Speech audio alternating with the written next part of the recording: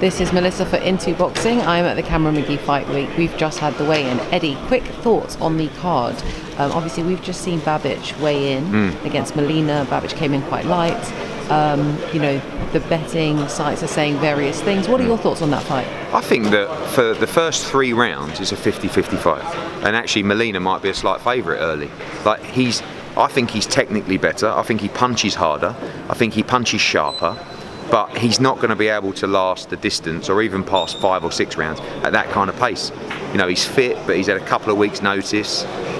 You need to hang in there with Alen Babic. But what he does do is punch very sharply and fast early. And Babic gets hit by everything all the time. And sooner or later, when you're giving away 4 stone like he keeps doing, that's going to have an effect. And I think that fight is a really, really tough fight. Babic comes in again at like 15 stone. Molina comes in at 18 stone 6, which worryingly is just a few pounds more than me when I see these guys weigh. I always look at these guys. It's when AJ weighed in, and I looked down, I was like, I'm a stone and a half heavier than that. Do you know what I mean? Look at me. And he's like standing here like this. So yeah. But look, I think Alen Babic is a cruiserweight. He's not even ripped up at 15 stone. But he's unbelievably entertaining, and his toughness makes up for it, and people love to watch him. He's here for the average Joe, as he said. So in terms of the rest of the card, what's the fight of the night for you? Do you know what? For me, it's always been Yusuf Kamari against Castaneda. I think it's a brilliant fight. But I've got to say, Craig Richards in a tough fight as well. A lot of the time, when you don't know an opponent, people just presume that it's an easy touch. But when you see the team that comes with them on these international fighters, we have these guys every week. And there's certain teams that take things very seriously and always come to win. And when I looked at him over in the corner, he's in that team, matcher. So they're not here to muck around. Craig Richards should be full of confidence because he's coming off a good performance against Bivol, but he did lose. So I think that's a great fight. Castaneda's great. Obviously Babic, Molina, and Cameron against McGee is a real high-level fight. It doesn't really get much bigger than that for women's boxing. And I think Mary McGee, although quieter today, probably is a mixture of a little bit of nerves and also making weight, will be fueled up and ready to go tomorrow. So we've seen, obviously, the Dillian White fight got called due to the injury, but we've seen Dillian here supporting throughout the week.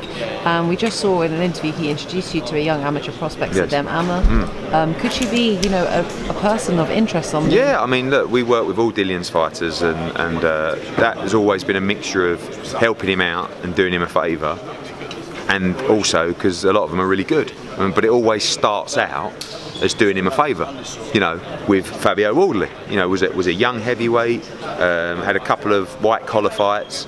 Dillian said to me, "Can you do something with Fabio Wardley?" I was like, "Who's Fabio Wardley?" Anyway, give him a couple of fights. Thank God we work with Fabio Wardley. Alen Babic, same thing. "Could you put this Croatian heavyweight on?" I'm like, "No." He said, "Well, good, he's exciting, I'll go on then." And then after a couple of fights, you go, "Wow." And Yusuf Kamari, same thing. Tomorrow night could be his coming out, fight. Sadem is another one that was supposed to be on this card. He's just waiting for some clearance from the British Boxing Board of Control for a licence application, and she'll get an opportunity because of Dillian White on my shows. And then it's down to her. Great story, talks really well, good fighter, but we need to see it. But if you look at Dillian's track record, there's not many failures in that where he's told us to back someone. And look at the position they're in now. So he's doing a great job, and she'll be next to get an opportunity. So last question, thank you. So obviously we've seen some bites between Devin Haney and Teofimo Lopez online. Haney saying he's got more followers, Lopez saying he's got more belts. What's your take on that? Yeah, the followers one. I think it wasn't. What he was trying to say was, I think they were in an argument about, who's bigger, right? So I think what Devin should have said was, look, I'm selling more tickets, I've got more followers, I'm making more money. But he went straight for the followers, which was like, it was a little bit, I've got more followers than you. He's like, well, I've got more belts. Good comeback. Yeah. It don't really matter who's got what, just get in the ring. And I was just saying to the dad, just understand this. Devin wants to fight you. He doesn't want to fight Tia. I said, I promise you, they'll ask me all the time to make that fight.